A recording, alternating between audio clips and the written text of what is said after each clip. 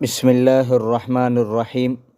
ہم پڑھ رہے تھے تختی نمبر 4 پڑھی حرکات۔ پڑھی حرکات میں ہم نے زبر پڑھ لیا۔ آج کا ہمارا سبق ہے زیر کے حوالے سے۔ یہ ترچی سی لکیر اگر حرف کے نیچے آ جائے تو اسے زیر کہتے ہیں۔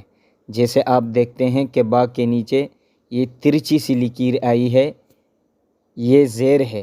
اگر یہ اوپر ہوتا تو پھر یہ زبر کہلایا جاتا۔ تو جس طرح ہم نے زبر کی تختی پڑھی بعین ہی اسی تختی کو بھی ہم اسی طریقے سے پڑھیں گے۔ جوڑو رواں میں با زیر بی، تا زیر تی، ثا زیر سی، اسی طریقے سے صرف جوڑ جیم زیر، حا زیر، خا زیر، لیکن ہم نے پڑھنا اس کو ہے رواں سے، لہٰذا ہماری مشق ہوگی رواں میں بی، تی، ثی، جی، حی، خی، دی، وی، ری، زی، سی، شی، صی، وی، طی، ضی، عی، غی، فی، قی، کی، لی، می، نی، وی، ہی، ای، ی۔ یہ تھا ہمارا زیر کے حوالے سے جو ہم نے پڑھا، اور نیچے یہ اس کے ہیں مشق ہے جی۔ تو ساتھ ہی ساتھ ہم اس کا مشق بھی کر لیتے ہیں۔ جیسے کہ ہم نے ابھی اوپر پڑھا حمزہ زیر ای، با زیر بی، لام زیر لی۔ اس کا اگر ہم ملا کے اس کو پڑھنا چاہیں تو یہ بنے گا ای بی لی، ای بی لی۔ تو اسی طریقے سے ا، قی، می، م، لی، کی۔ تو اگر ہم جوڑ سے پڑھیں گے اقیمی، ملیکی۔ اسی طریقے سے اس کا رواں ہے ا، اس کا رواں ہے ث، دونوں کو ملا کے پڑھیں گے اث، را زیر ری، تینوں کو ملا کے ہم پڑھیں گے ایثری۔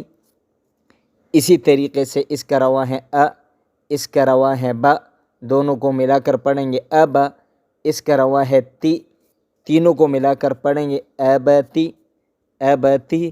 اسی طریقے سے باقی تمام کا ہم نے اسی طریقے سے مشق کرنا ہے۔ ت، را، نی، ترانی، و، ذ، ری، وذری، ق، م، ری، قمری، ع، ری، می، عریمی، ف، ل، قی، فلقی، ا، ذی، ن، اذین، ح، فی، ظ، حفظ، ر، حی، م، رحیم، و، ری، ث، ورث، س، می، ع، سمیع۔